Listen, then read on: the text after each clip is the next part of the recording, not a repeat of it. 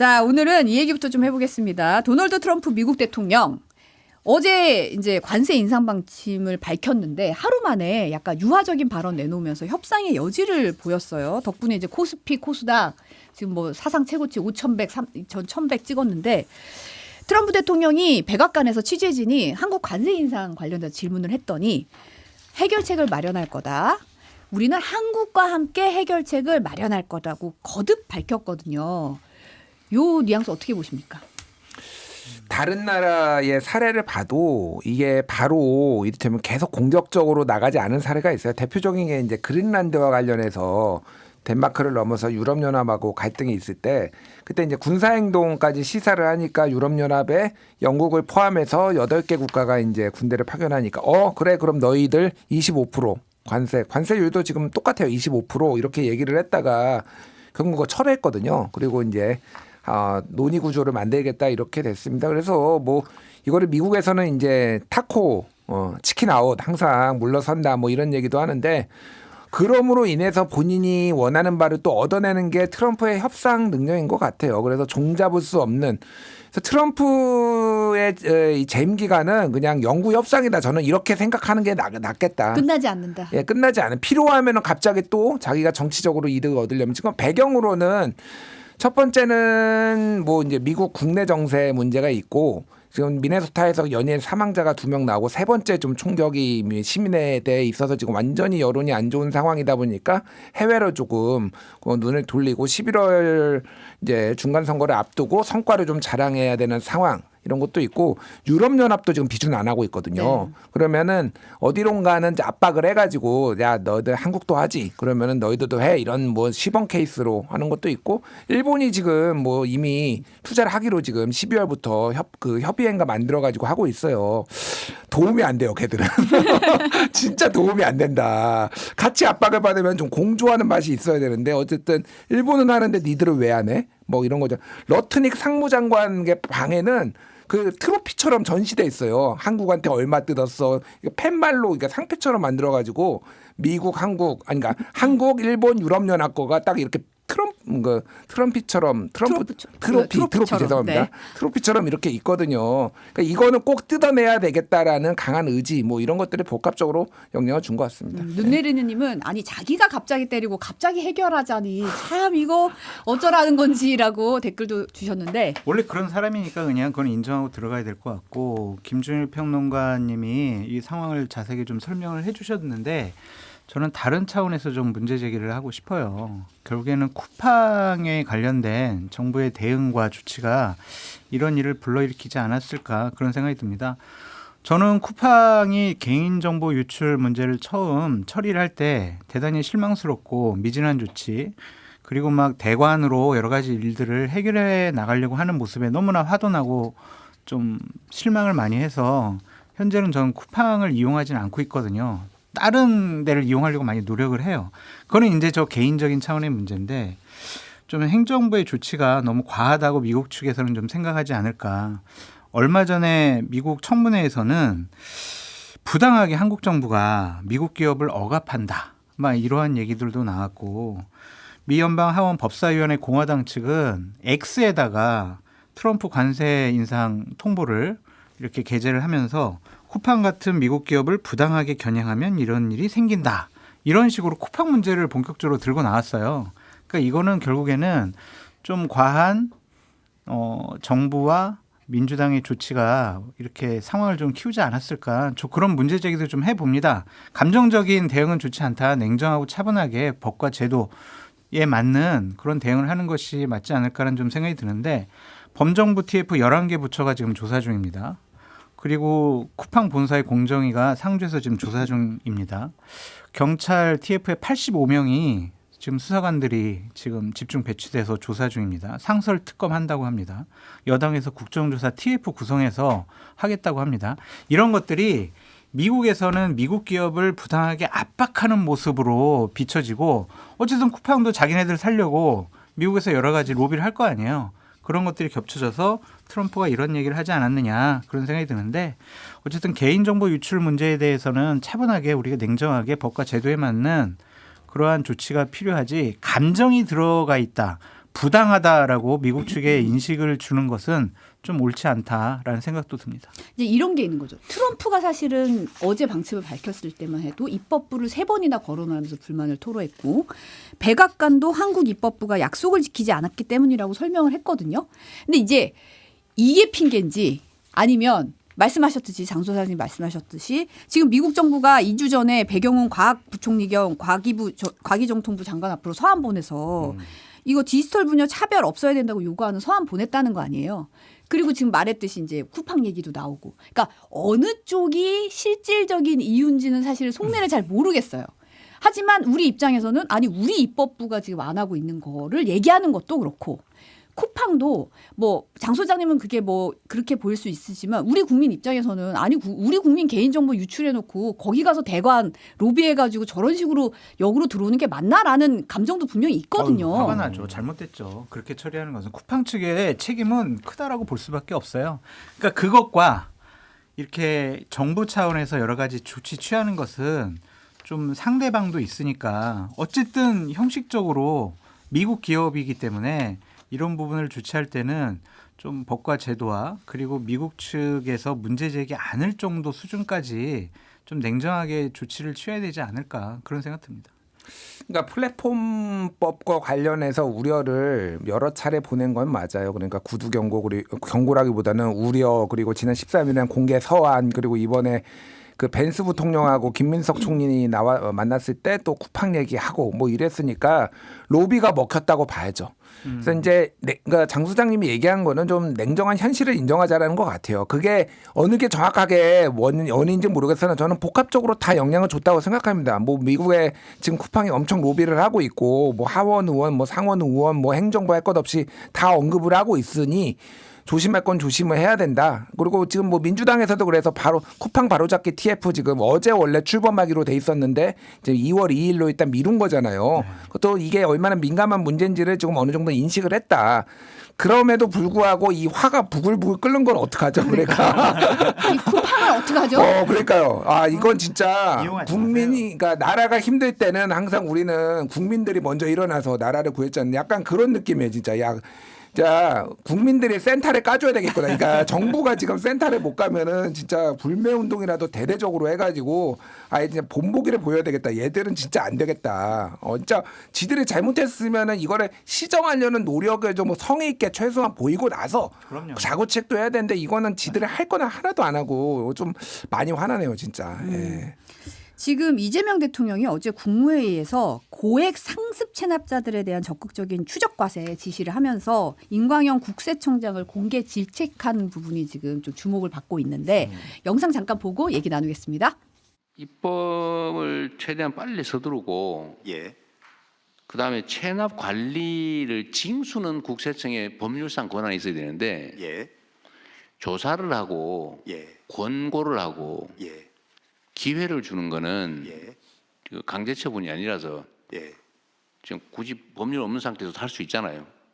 필요하면 예. 각 부처 명의로 인력을 뽑아가지고 합동 관리를 해요.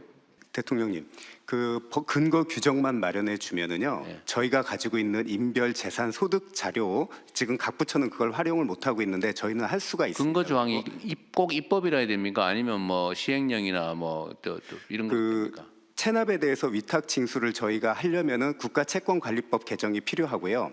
그다음에 아까 말했듯이 압류라든지 추심을 할 수 있는 강제, 지금 국세에 이용되고 있는 강제 징수 절차를 활용을 하려면 통합징수법이 필요합니다. 사실 이것만 있으면은 저희가 노하우가 있기 그러니까 때문에 그걸 기존 하려면 부처에 그 경력자가 필요 없고 신규 직원만으로도 그러니까 저희가 그건 할 수 충분히 있습니다. 이해하겠어요. 예. 문제는 지금 국회의 입법 속도가 너무 느려가지고 예. 지금 우리가 8개월 다 돼가는데 네. 소위 정부의 기본적인 정책 방침에 대한 입법조차도 20%밖에 안 되다는 거 아닙니까? 예. 지금 국회가 너무 느려서 네. 지금 일을 할 수가 없는 상태잖아요. 예. 그렇다 그 계속 기다릴 수는 없으니까 그건 예. 최대한 빨리 추진하고 그 전이라도 각 부처 명의로 뽑아서 각 부처에서 파견을 하든지 합동 관리를 해주면 되지 않냐 그 말이에요. 좀 귀찮겠지만. 그거보다는 국가채권관리법을 개정을 해서 참 저희가 하는 말을 게 더 무슨 빠를 것 같습니다. 그거 될 때까지 예. 그 사이에 지금 얘기하잖아요. 예. 네, 그러니까 이제 임강현 총장이 법 개정 필요하다는 얘기 계속 반복하니까 아니 지금 우리가 국회가 너무 느려서 일을 할 수가 없는 상태다 이런 얘기하는데 그 얘기가 이제 물론 이제 과세 관련된 얘기를 하면서 이제 과세 추적 관련된 얘기를 하면서 얘기를 하는 거지만 국회가 너무 느리다. 여기에 좀 방점이 좀 찍혀 있다. 이런 해석도 나오고 있거든요. 행정과 관련된 일들은요 법과 규정에 근거하지 않으면은 할 수가 없습니다. 만약 그 없이 하게 되면은요 담당 공무원들을 나중에 무조건 책임질 수밖에 없는 상황이거든요. 어쨌든 국가채권관리법이 개정이 돼야 강제 위탁징수를 할 수가 있는 부분에 대해서 국세청장이 계속 얘기를 하는데 대통령은 대통령으로서 이게 만약 이렇게 체납하고 일부러 세금 안 내는 사람들 이거 빨리 어떻게 조치를 해야지 어떻게 할 거냐 이런 답답함을 토로하신 것 같은데 저는 두 분 다 이해는 되지만 저렇게 공개적인 장소에서 법과 제도가 근거가 되지 않는데 국세청장 보고 야 입법이 완료될 때까지 이거 해 이렇게 막 몰아붙이시는 것은 조금 무리가 있지 않나 좀 그런 생각도 좀 드네요. 아니 근데 방법을 찾아보라 그런 거잖아요, 사실은. 방법이 없으니까 안 했겠죠. 이게 방법이 있으면 당연히 했겠죠. 대통령이 이전부터 계속 지시를 하셨는데. 저는 이제 음성 지원이 좀 되더라고요. 여기에서 나오진 않았지만 혹시 반명입니까? 이게 이제 국세청장한테도 아니면은 이제 민주당한테도 혹시 반명입니까? 뭐 이런 거가 좀 들렸던 것 같은데, 그러니까 공무원들은 저는 이해는 가요. 그러니까 그러니까 저기에서 사실은 처세술은 이제 저희가 좀 찾아보겠습니다. 하지만은 지금으로서는 쉽지 않지만은 뭐 방법을 찾아보겠습니다. 이 정도의 답을 좀 원한 것 같은데. 이게 워낙 오랫동안 법을 어겨가지고 처벌받은 전례들이 굉장히 많잖아요. 그게 어떤 의도로 했든 이게 잘못됐다라고 하면 정권이 바뀌거나 뭐 문제가 생기거나 고발당하면은 그런 일이 있으니 최대한 조심하려고 하는 국세청장의 입장도 어느 정도 이해가 갑니다. 그래서 이게 사실은 미국 대통령도 지적하고 한국 대통령도 지적하고 국회는 뭐 하는 건가. 물론 미국 대통령은 사실 월권이죠. 월권이긴 한데 그동안 민주당에서 처리한 법안이 적지가 않아요. 그러면은 이 정부에서 추진하는 이 민생 법안에 대해서는 왜 느린 것인가. 원칙적으로 합의가 중요하기는 한데 그동안 민주당이 처리한 게 노란봉투법, 1차, 2차 상법 개정안, 그리고 전국민 민생회복 지원금 지급법, 2차 종합특검법, 중대범죄수사청 공소청법, 허위조작 근절법, 이제 정보통신망법 개정안이죠. 내란 전담 재판부 설치법, 방송사법. 이거는 어떻게 그렇게 신속하게 다 열심히 하고 관심이 있었는지 어쨌는지 정보권은 이렇게 안 됐는지 정청래 대표와 김병기 전 그리고 한병도 현 원내대표가 좀 답을 하셔야 되지 않을까 그 생각이 드네요. 예.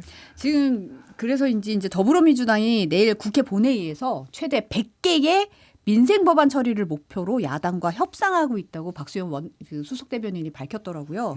근데 국민의힘 나경원 의원이 종로에서 빰 맞고 한강에서 화풀이하는 격이라면서 트럼프 관세 폭탄을 국회 탓으로 돌린다고 또 비판을 했어요. 어떻게 들으셨습니까? 그러니까 뭐 야당은 이렇게 뭐 비판을 할 것이고 여당으로서는 당연히 좀 대통령께서 말씀하셨으니까 야 큰일 났다. 빨리 이거 처리해야 되겠다. 그렇게 생각을 할 것 같아요.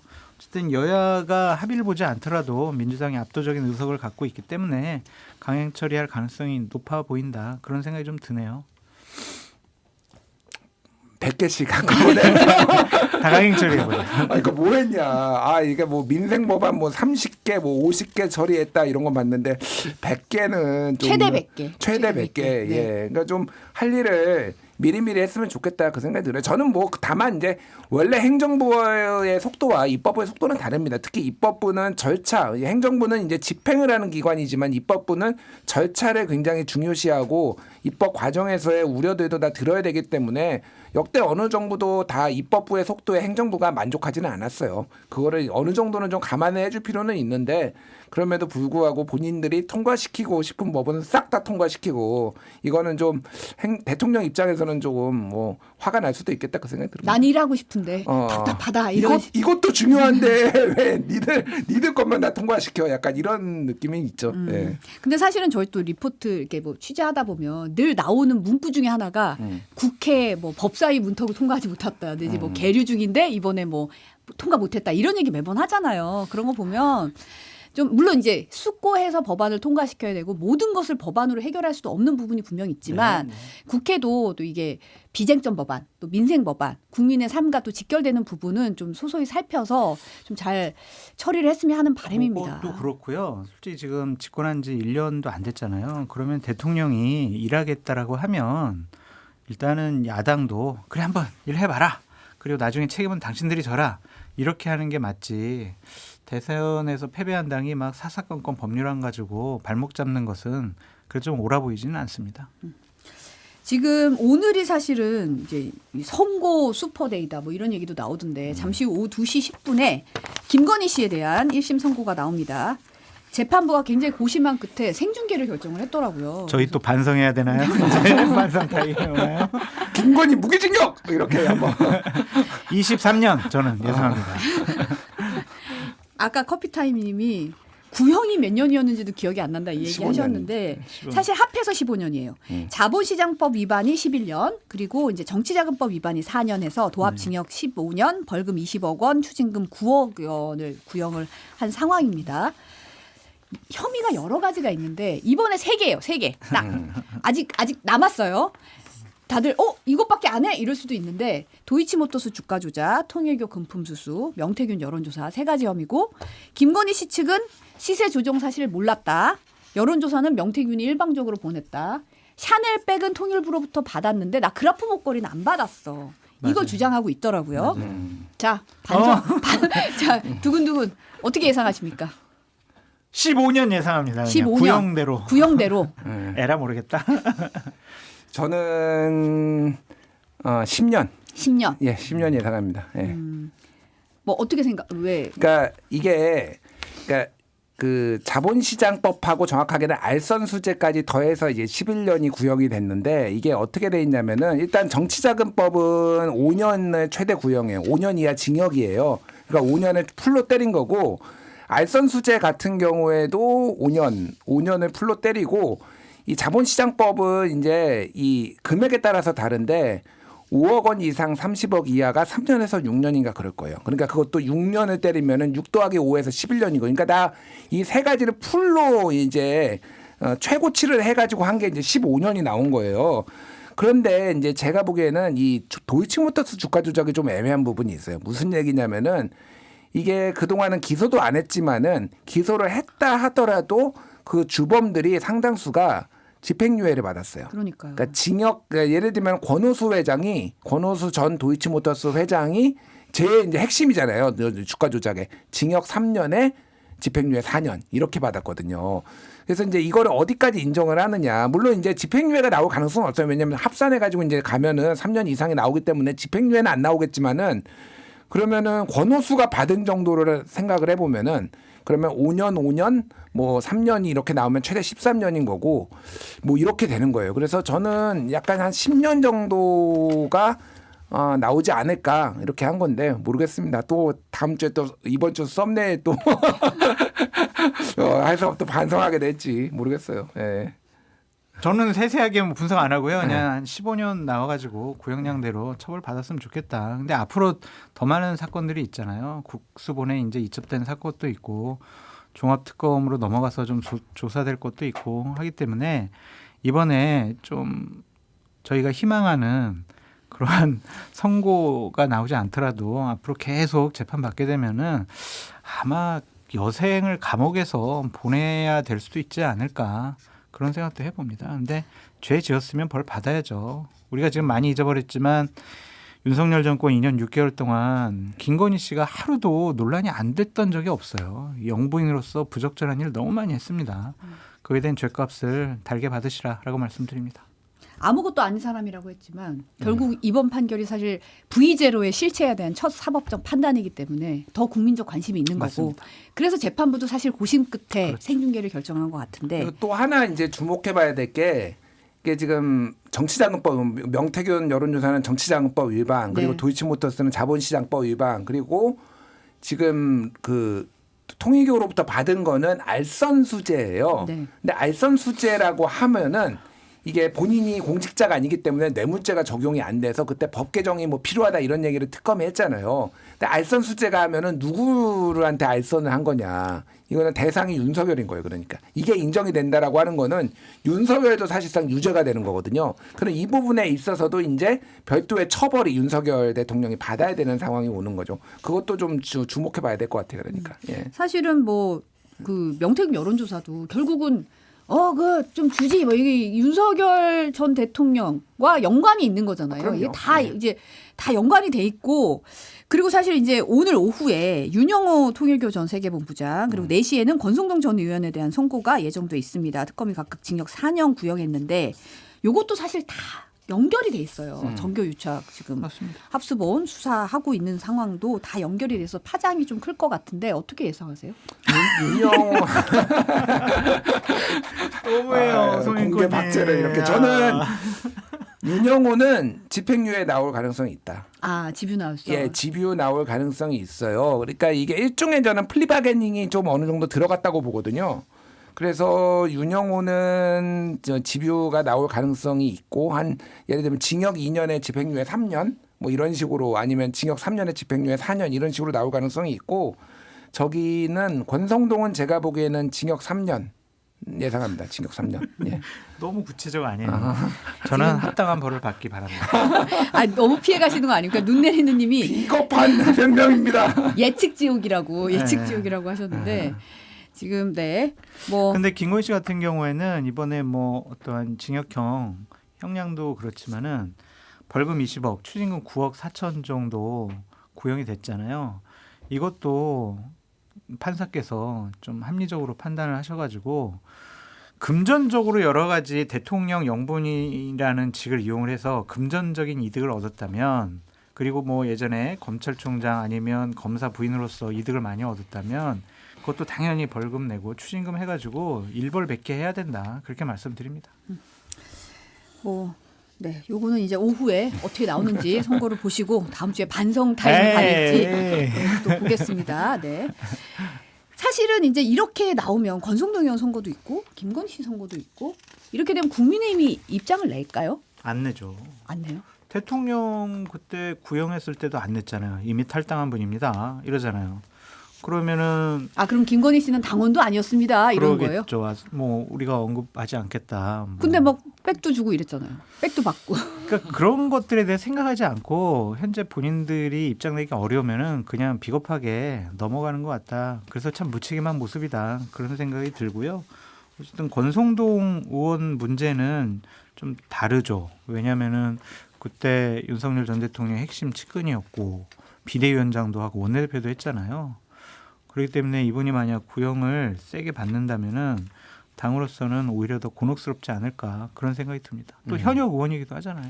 그러니까 국민의힘 입장에서는 하도 선고도 많고 재판도 많아서 뭐 할 때마다 사과를 하는 게 이게 좀 힘들 것 같아요. 그러니까 뭐 제가 그게 옳다라는 게 아니라 또 며칠 있으면 또 뭐 선고 나오고 또 선고 나오고 그럴 때마다 계속 사과를 하느니 그냥 2월 19일에 윤석열 내란 선고 있을 때 그때 다 종합적으로 사과를 하려고 하지 않을까 그렇게 보고 약간 그 당권파 쪽에서도 약간 그런 기류로 얘기를 하더라고요. 그러니까 이게 사과가 지금 뭐 능사는 아니다 이런 식으로 그래서 일단 뭐 모르겠습니다. 예, 그 당이 그러니까 민주당한테는 뭐 김병기 뭐 강선호 하면서 특검하자고 하면서 권성동이면은 거의 이제 이 당의 가장 핵심적인 사람이었잖아요. 그렇죠. 그 사람이 이렇게 나왔을 때 그러면은 뭐 당연히 저는 김병기 강선우도 당연히 저 합당한 수사와 처벌을 받아야 된다고 보지만은 이 할 면목이 있느냐 본인들이 그 생각이 많이 들어요. 예. 근데 사실은 이제 김건희 씨가 받고 있는 여러 가지 혐의 중에 국민의힘과 연관된 게 너무도 많고 많죠. 그걸 몰랐냐는 거죠. 다 알았잖아요. 알아고 사실 지어준 것도 있잖아요. 가서 백도 갖다 주고 이렇게 이런 게 다 있는데 국민의힘이 아무 논평도 안 된다? 너무 비겁해 보일 수 있을 것 같아요. 무슨 말입니다. 그래서 그런 것들이 아마 지지율로 나타날 거고요. 아마 6월 달에 지방선거 때 또 재보궐선거 때 국민들로부터 심판받지 않을까라고 생각해 봅니다.